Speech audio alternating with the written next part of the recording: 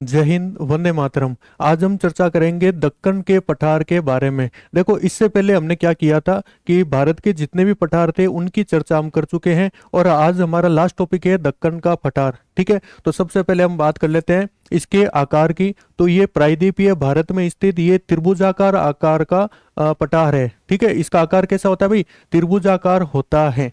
दूसरी हम बात कर लेते हैं, इसमें लावा की परत पाई जाती है। ठीक है, लावा वही होता है जो ज्वालामुखी से बाहर निकलता है, और इसके कारण यहाँ की जो मिट्टी होती है, यहाँ की जो मृदा होती है वो काले रंग की होती है। और आपको पता है कि भाई काले रंग की जो मृदा होती है ना, उसमें किसकी खेती की जाती है? कपास की खेती की जाती है। आपको याद कैसे रहेगा? देखो, मिट्टी है काली और कपास होता है सफेद, तो काला और सफेद, ठीक है, इसका ऑपोजिट होता है। तो आप इसको थोड़ा सा याद करने का ट्राई करेंगे। दूसरा देखिए, काली मृदा के कारण ये भारत की प्रमुख कपास उत्पादक क्षेत्र होता है, हमने बात कर ली। इस पठार का जो ढाल है वो पश्चिम से पूर्व की ओर होता है। ठीक है, इसका ढाल कहाँ से कहाँ होगा? ये रहा पश्चिम और ये रहा पूर्व। ठीक है, इसका ढाल कहाँ से कहाँ होता है? पश्चिम से पूर्व की ओर इसका ढाल होता है। अरे, अब इसको प्रमुख तीन भागों में इसको बांटा गया है। कौन कौन से भाई? महाराष्ट्र का पठार, आंध्रा का पठार और कर्नाटक का पठार। इनके बारे में हम डिटेल में चर्चा करेंगे। तो आइए शुरू करते हैं। तो सबसे पहले हम चर्चा कर लेते हैं महाराष्ट्र के पठार के बारे में। तो सबसे पहले इसको देखिए, चित्र को देखो। जो महाराष्ट्र का जो पठार है ना, इसके उत्तर में गोदावरी नदी है और इसके दक्षिण में कौन सी नदी है? कृष्णा नदी है। ठीक है, अब बात कर लेते हैं कि ये जो महाराष्ट्र का जो पठार है ना, इसमें लावा की मात्रा सबसे ज्यादा आपको मिलेगी। लावा, ठीक है, ये वही लावा है जो ज्वालामुखी के साथ बाहर आता है। ठीक है, और लावा होने के कारण यहाँ पर मिट्टी कैसी होगी? काली। और काली मिट्टी का यूज कहाँ होता है भाई? कपास में इसका यूज होता है। जो कपास की जो खेती होती है उसमें इसका यूज होता है।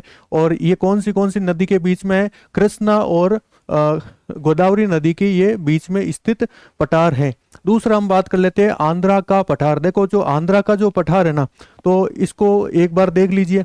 ठीक है, ये जो कृष्णा नदी है, ठीक है, ये क्या करती है? आंध्रा के पठार को दो भागों में बांटती है। उत्तर वाला जो भाग है, ठीक है, जो उत्तर वाला भाग है वो क्या कहलाता है? तेलंगाना। और जो दक्षिण में स्थित भाग है वो क्या कहलाता है? रायलसीमा कहलाता है। ये जो पठार है, ठीक है, इसके पूर्वी भाग को हम क्या कहते हैं? सीमांध्रा कहा जाता है। तो आप ये याद रखोगे तो आपका सारा का सारा याद हो जाएगा। ये वही भाषा लिखी है, एक बार आप देख लेना।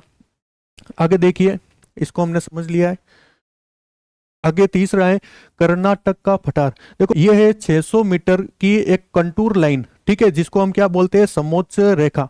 ये जो समोच्च रेखा या कंटूर लाइन ये होती है ना, ये क्या करती है? इसको दो भागों में बांटती है। नॉर्थ वाला जो भाग है, मतलब उत्तरी जो भाग है, उसको बेंगलोर का पठार कहा जाता है। और जो साउथ वाला जो भाग है उसे हम क्या कहते हैं? मैसूर का पठार कहते हैं।